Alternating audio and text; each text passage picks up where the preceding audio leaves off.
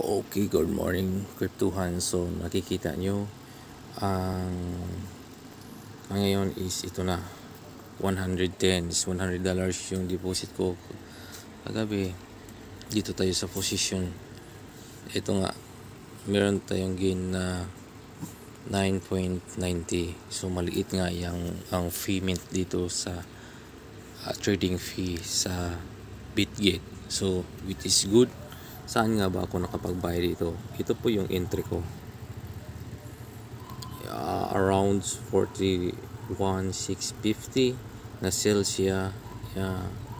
Na-sell siya ng 42.10. So, ayun na nga.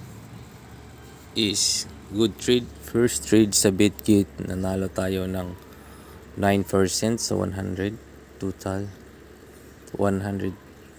So, 9% ROI, which is good trade. Yun. Nilagay ko lang to ng TP kagabi kasi natutulog ako. TP at saka SL. So, yun nga. Yung TP ang nauna. Good trade.